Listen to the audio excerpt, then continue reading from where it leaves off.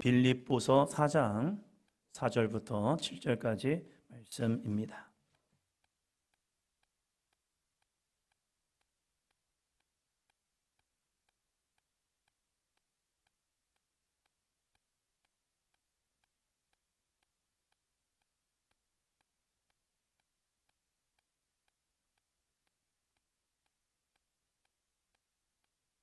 앞자리들 이렇게 앉으시니까 좋네요. 옆 사람 보시면서요. 앞에 앉읍시다. 옛날 목사님들 하시는 말씀이 앞자리는 무슨 자리랍니까? 뒷자리고 뒤에는요? 뒷자리. 예. 앞에 앉으시는 게 하나님의 보좌 앞으로 가까이 가면 가까이 갈수록 하나님의 은혜가 더할 줄로 믿습니다.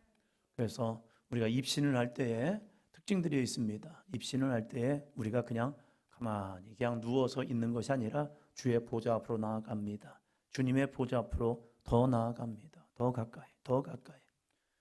우리가 영적 체험을 할 때에 우리가 세상에 머무는 것이 아니라 주님을 만나러 가는 거거든요. 그래서 내가 보좌 앞으로 나아갑니다. 내가 보좌 앞으로 나아갑니다. 그럴 때에 주님의 임재와 능력을 경험하게 되는 겁니다. 그래서 우리가 영적으로 깊이 들어갈 때에 거룩한 성소 안으로, 거룩한 성전 안으로 향하여 나아가는 겁니다.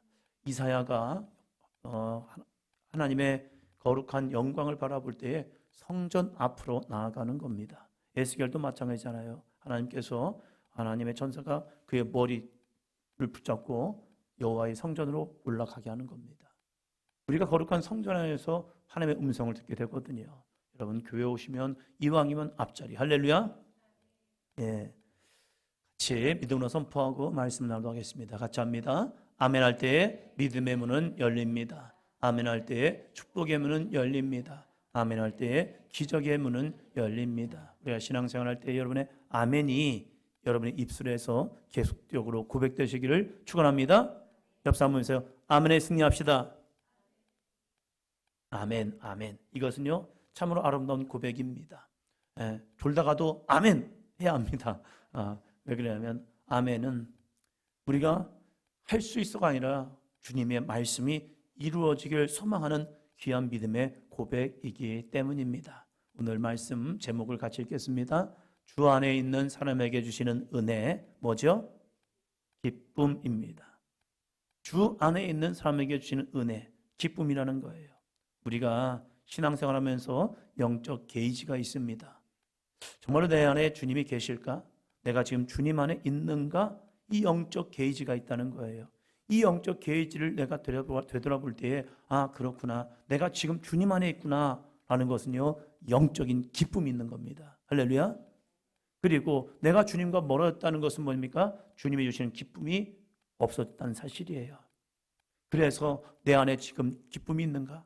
상황과 형편이 아니라 그냥 나도 모르게 기쁨이 있는 거예요. 그냥 그 기쁨이 왜 있지? 내가 주님 안에 있기 때문입니다. 그러나 내가 주님 밖에 있으면 기쁨은 사라져버립니다. 자그마한 것을 통해서도 기쁨이 주어진다면 그것은 주님과 가까워졌다는 것이고요. 내가 좋은 것이 주어졌음에도 불구하고 내가 지금 얼마나 좋은 환경이 있음에도 불구하고 내가 기쁨이 사라졌다는 것은 주님 밖에 있다는 거예요. 세상적인 사람이 되면요 아무리 좋은 것이 주어도 기쁨을 잃어버립니다. 그러나 주님 안에 있는 사람들이요 자그마한 것이 주어져도 주님 감사합니다. 와, 주님 놀랍습니다. 주님이 행하신 기적에 감사합니다. 그 고백을 하고 있다는 거예요. 우리가 대림절을 살아가고 있습니다. 대림절, 이 땅에 오신 예수님을 뭐하죠? 지난주에 했는데, 주일날 했는데 이 땅에 오신 예수님을 기억하고 다시 오실 예수님을 기다리는 것, 기억하고 기다리는 것, 이것이 대림절의 신앙입니다. 사랑하는 성도 여러분, 예수님이 이 땅에 오신 성육시 사건이 우리에게 왜 그렇게 중요합니까? 성육신으로 오신 예수님이 왜 우리에게 이렇게 중요하냐 이거예요. 그것은 마태복음 1장 23절입니다. 같이요. 보라, 처녀가 잉태하여 아들을 낳을 것이요 그의 이름은 임마누엘이라 하리라 하셨으니 이를 번역한즉 하나님이 우리와 함께 계시다 함이라. 아멘. 이스라엘 백성들은 영이신 하나님을 만납니다. 그 영이신 하나님이 그들과 함께함에도 불구하고 그들은 하나님 없는 인생을 살아갑니다. 그래서 그들의 자신이 하나님이 되어서 범죄하고 하나님의 뜻을 저버리며 살아가는 거죠. 그럴 때 이사야를 통하여 예언하셨습니다. 처녀가 잉타하여 아들 낳을 것인데 그 이름이 뭐냐? 임마누엘이 될 것이다. 임마누엘, 그 뭐죠? 하나님이 우리와 함께 계시다. 하나님께서, 영이신 하나님께서 육신으로 우리 가운데 임하셔서 우리와 함께 하시는구나. 그래서 그 주님이 우리에게 선포되는 말씀을 그들은 들었고 주님의 모습을 보았고 주님과 함께 생활하면서 그렇구나, 하나님이 우리와 함께 하시는구나, 이 임마누엘의 주님이 되시다는 거예요. 그래서 이 대림절 성육신의 사건은 우리에게 그냥 은혜입니다. 수태고지를 전하는 가브리엘이 마리아에게 선포했던 은혜의 말씀도 마찬가지입니다. 누가복음 1장 28절이요. 그에게 들어가 이르시되 은혜를 받은 자여 평안할지어다, 주께서 너와 함께 하시도다 하니, 은혜를 받은 자여, 너는 은혜를 받은 거야 하면서 선포한 말씀이 무엇입니까? 주께서 너와 함께 하시도다. 임마누엘이나 이 마리아에게 주었던 수태고지나 비슷합니다. 은혜를 받은 자여 평안하라. 왜요? 주께서 너와 함께 하시도다. 주님이 너와 함께 하셔. 그런데 마리아에게는 특별히 그의 몸속에 성령께서 잉태하여서 육신의 몸으로 예수님이 이 마리아의 몸을 통하여 이 땅에 오시겠다는 거예요. 특별한 은혜였지요.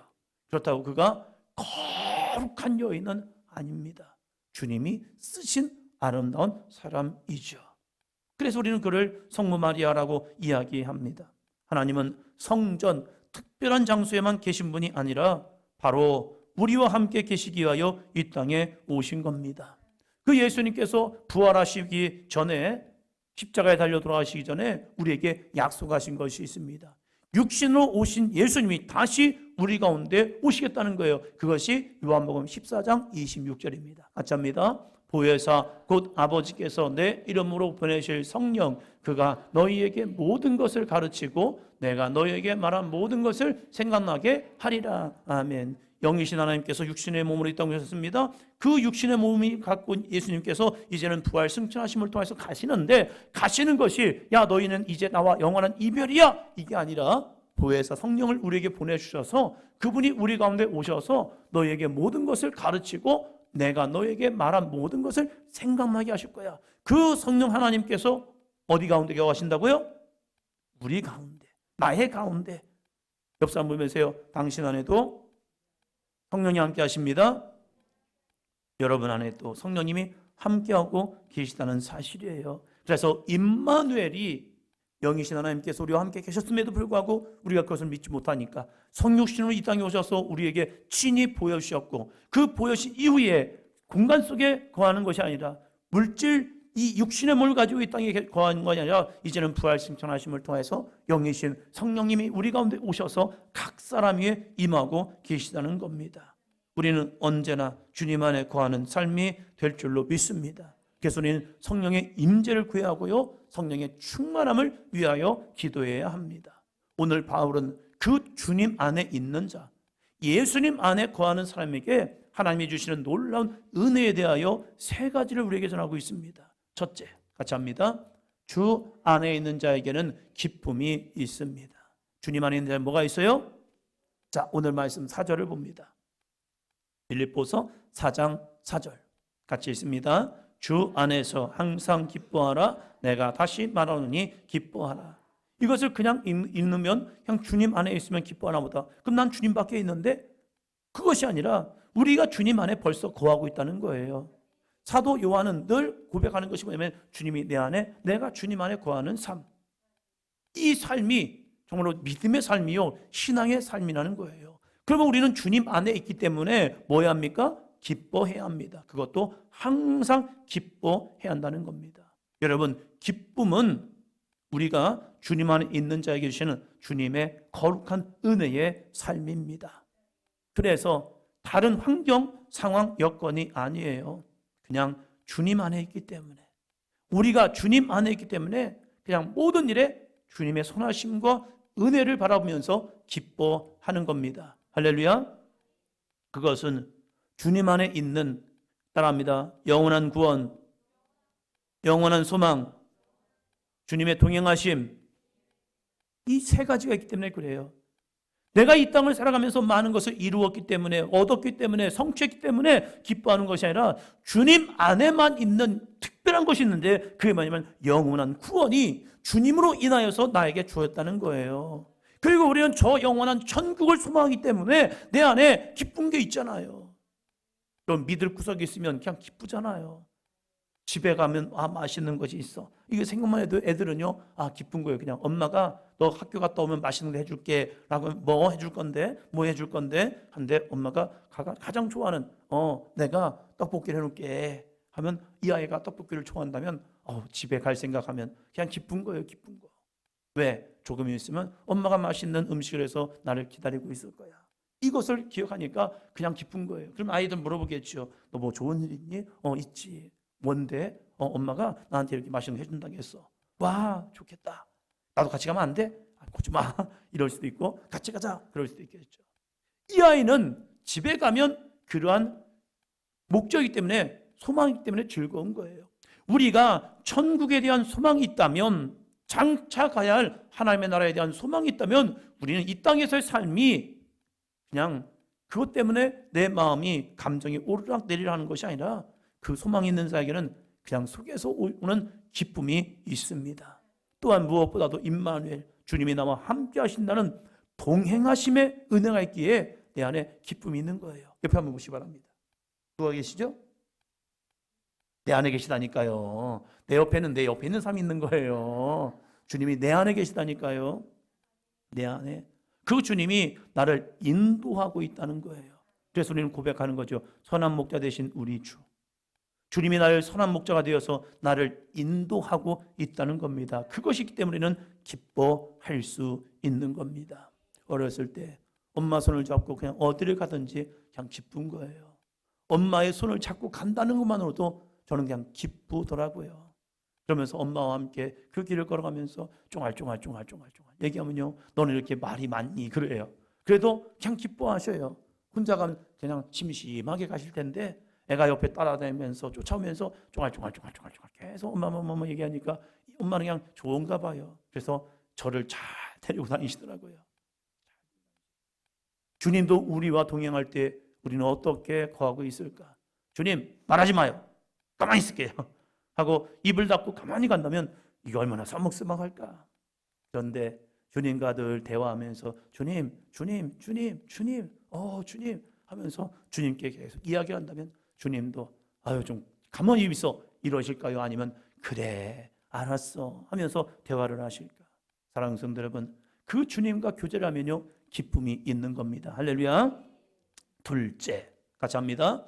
우리의 관용을 주변 사람에게 알게 해야 합니다. 관용 5절입니다. 5절 같이 읽습니다.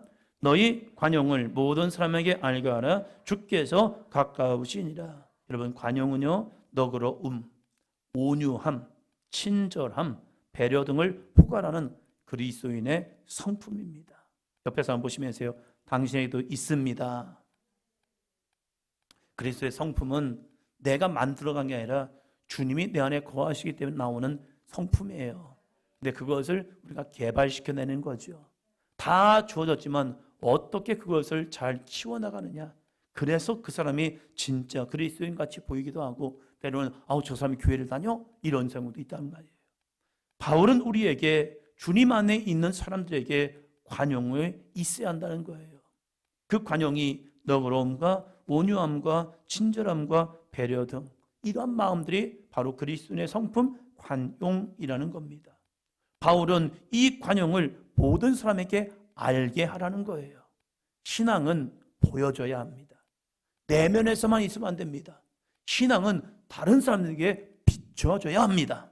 그래서 예수님은 우리가 세상의 빛이 되어야 한다. 세상의 소금이 되어야 한다. 너희 선한 행실을 통하여 우리가 믿음을 주님 앞에 내어놓아야 한다는 거예요. 사도 바울도 말합니다. 너희 관용을 모든 사람에게 알게 하라. 그 이유가 뭐래요? 주께서 가까우시니라. 이 가까우시다라는 표현에 보면요, 두 가지의 의미가 있더라고요. 시간적인 개념으로 주님이 가까우시다. 이제 주님의 재림이 가까워오고 있다. 그래서 우리의 이 선한 그리스도의 성품, 관용, 너그러운 마음, 온유한 마음, 친절한 마음, 배려 등의 모습이 내 삶 속에서 나타내야 해. 왜? 주께서 임할 시간이 가까우기 때문에 그래. 또 두 번째 의미는요, 공간적, 임재적인 개념입니다. 지금 이미숙 권사님에게는 가까이 있는 사람이 누구죠? 이 가까이. 더 가까이 있는 분이 있어요? 뒤에 임혜주 권사님이 더 가까워요. 가까우시니라 이 의미를 보니까 시간적인 개념에서 주님이 임하실 거야, 이것도 있지만 지금 바울이 이야기하는 것, 주 안에 있는 우리들, 주님이 내 안에 있기 때문에 주님이 내 가까이에 지금 계신 거예요. 주님이 멀리 있는 것이 아니라 지금 내 안에 거하심을 통하여 주님이 나와 너무 가까이 있는 거예요. 그 가까이 계신 주님이 계시기 때문에 내 안에 그리스도의 성품이 나타나야 한다는 거예요. 내 안에 주님이 없는데, 아니 주님이 지금 임해 있다니까, 그 얘기하고 있는 거예요.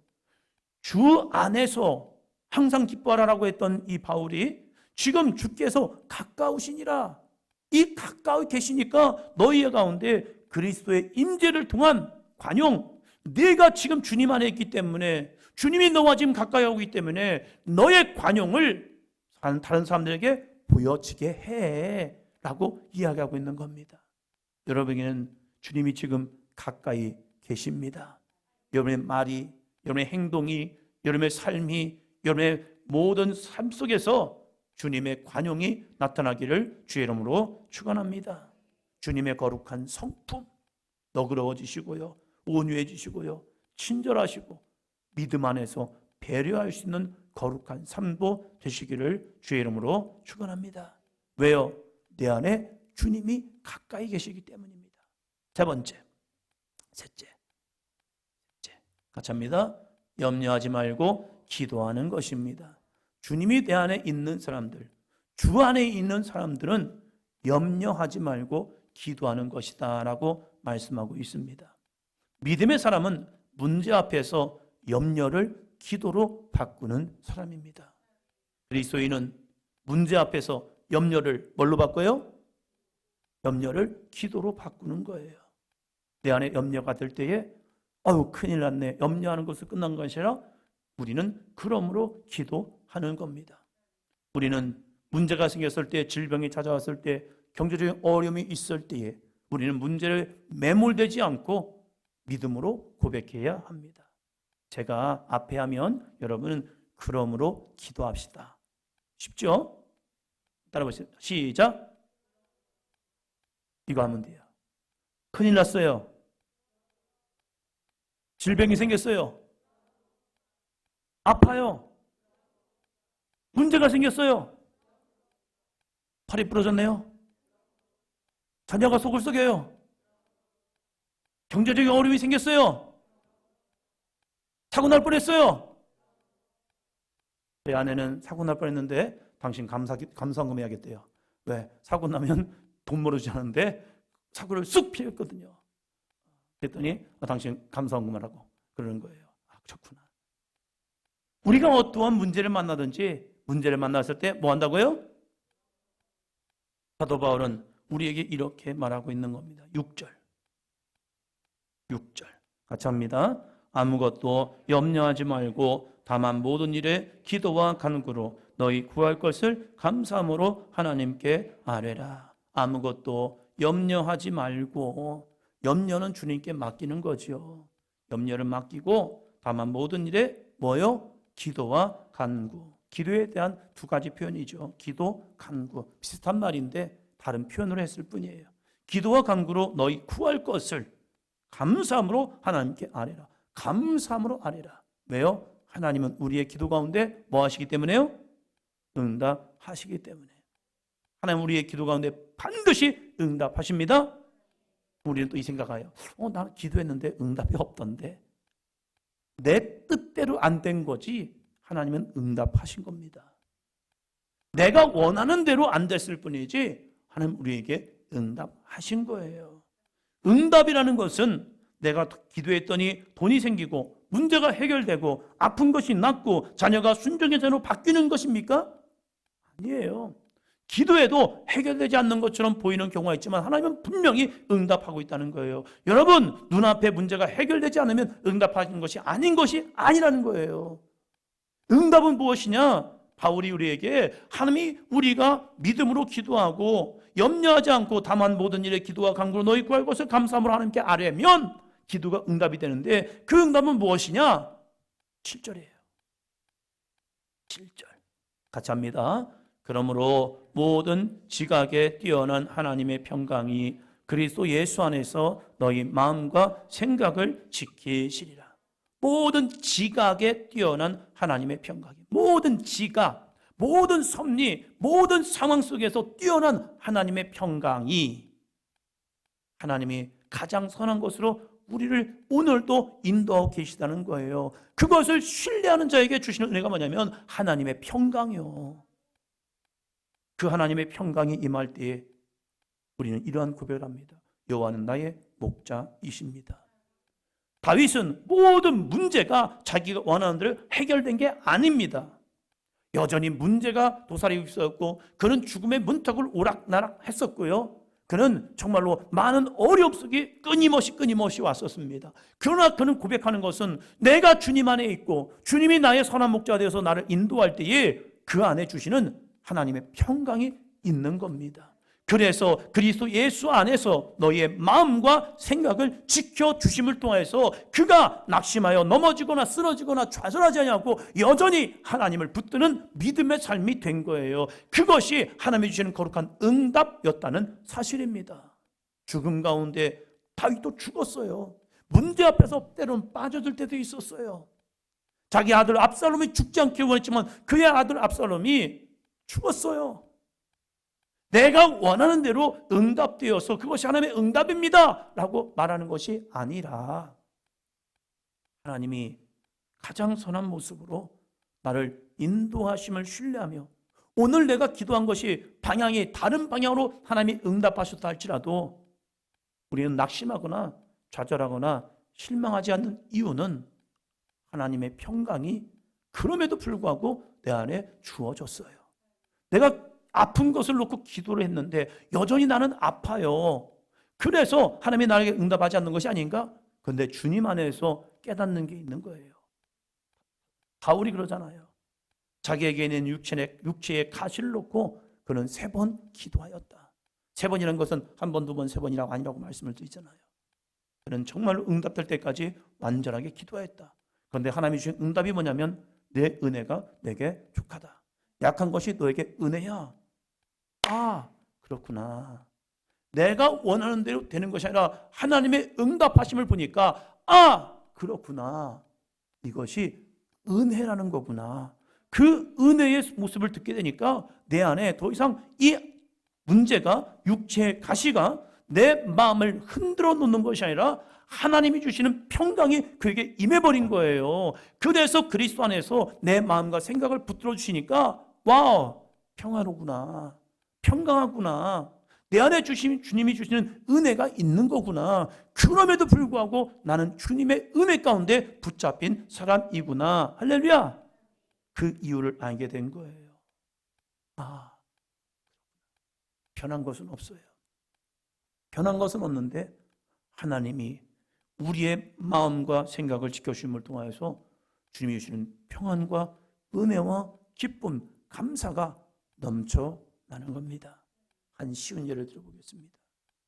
저는 제 마음에 불편한 것이 저희 집에 어렸을 때 가난함이었다니까요. 이 가난함을 놓고 계속 하나님께 기도하면서 왜 우리 집은 이렇게 가난합니까? 좀 부자가 되게 해주세요. 제가 원하는 것은 부자가 되는 것이기 때문에 하나님이 저희가 응답하시면 제 마음대로 응답하신다면 부자가 돼야죠. 갑자기 하늘에서 이 박을 쓸었더니 박에서 보물이 나와가지고 와우, 이게 웬 덕이야? 우리 집이 이렇게 부자가 되었네. 저희 호박 많이 심었거든요. 호박을 열 때마다 거기에 뭐 금은보화가 딱 나타나가지고 해야 그래야 박씨가 되는 거 아니 우리가.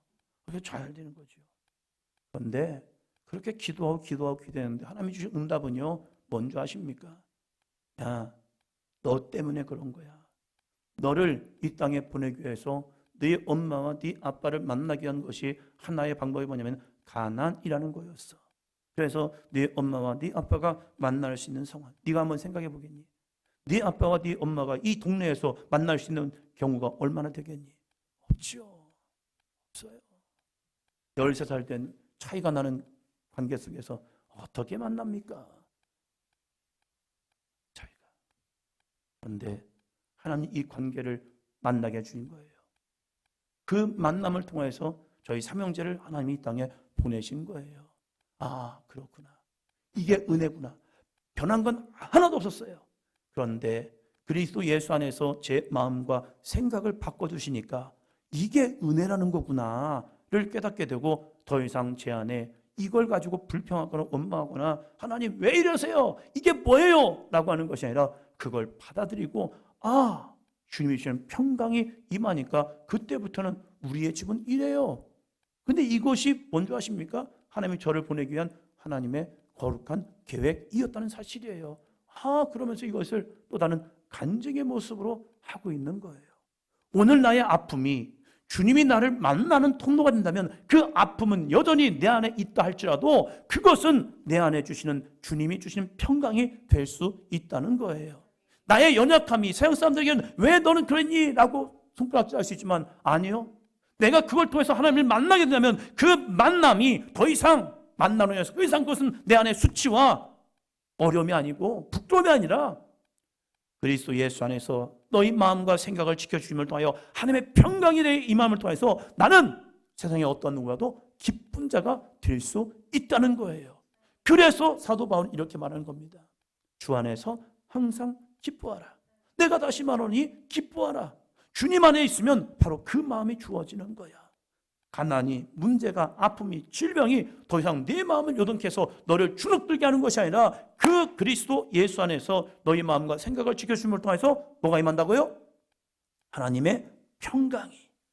그래서 약할 때 강함 주시는구나. 그 은혜를 깨달으면서 와, 은혜구나. 은혜구나. 은혜구나. 이게 은혜구나. 그래서 주 예수를 자기의 연약함 속에 증거하는 모습이 되는 거예요. 우리가 지난번 다니엘 기도회를 통해서 많은 간증자들이 있었어요. 내가 고아로 살아가는 것, 내가 입양아로 살아간다는 것이 세상 사람에게는 부끄러운 거예요. 그것을 감추고 싶은 거예요. 그런데 그 연약함이, 그 어쩌면 부끄러운 자신의 모습, 미혼모가 자신을 놔버려서 자기를 버려가지고 자기가 입양된 것, 그것이 때로는 감추고 싶은 상처일 수 있지만 그리스도 예수 안에서 그의 마음과 생각을 바꾸어 주시니까 주님이 주신 평안, 와, 하나님은 모태에서부터 날 지켜줬구나. 그 어린 미혼모가 이 아이를 유산시키지 아니하고 지우지 아니하고 이 아이를 낳게 하기까지 하나님의 거룩한 섭리가 있었구나. 그 섭리의 은혜를 바라보니까 나는 버려진 게 아니라 하나님이 나를 건지신 자구나. 그래서 하나님의 은혜를 증거하는, 왜요? 하나님의 평강이 그의 가운데 임하였기 때문입니다. 사랑하는 성도 여러분, 주님 안에 있는 자에게는요, 이 거룩한 주님의 섭리를 깨닫게 되는 순간 드디어 모든 일에 뭐 할 수 있다? 기뻐할 수 있는 거예요. 왜? 하나님의 거룩한 평강이 내 요동치는 마음, 내 불안한 마음, 내 연약한 마음을 다 바꾸어 주셨기 때문에 그 안에서 우리는 평강을 통한 하나님의 주신 기쁨이 임할 수 있습니다. 사랑하는 성도 여러분, 오늘도 그 주님이 주시는 거룩한 기쁨 가운데 거하는 저와 여러분이 되기 위해서 그 주님의 십자가의 은혜를 붙드는 삶이 되시기를 축원합니다.